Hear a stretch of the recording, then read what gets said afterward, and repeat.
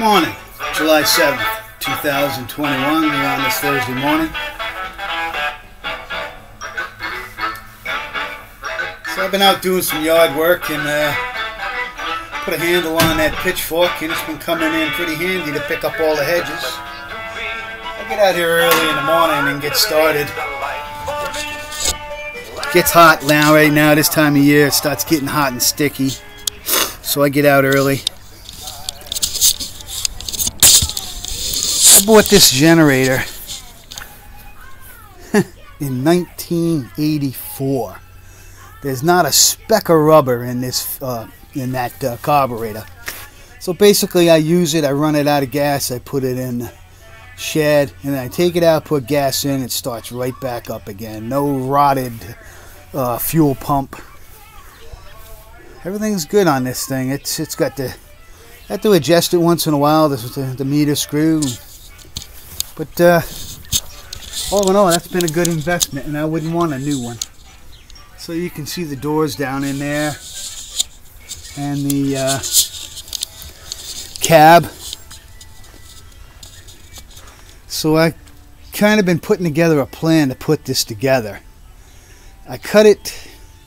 It looks like I have about 2 feet of clean material from here to here. And my thought is, instead of trying to cut this and meet what's on the van halfway, I'm thinking I might want to cut all the way up to the door jamb and bring that metal all the way so I won't be butting in the middle.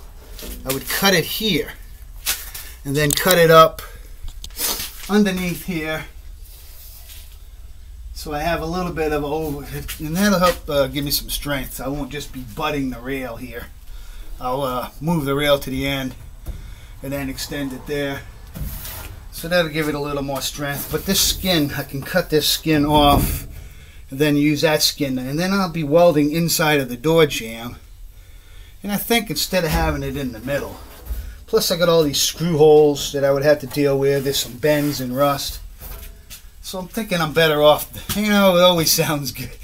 It always sounds good in theory. Will it work?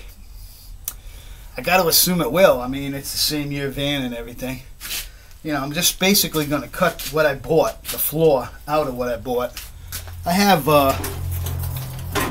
these shelving pieces that are good flat steel. So they just butted on the back there with welds, so I could cut them welds off and get me a nice flat sheet of steel and then make all the floor and everything. So it'll be a combination of junkyard and scrap that I have. I paid $100 for the back half of this, and what I like is the windows. It's got 2 windows that fold out from the bottom, so that'd be awesome going down the road with the back windows folded out. I think it'll give you a nice draft. So I'll keep the captain's chairs, everything. Going to keep the yellow shag carpet. All that's going to stay, except I'm going to clean it. It's got a.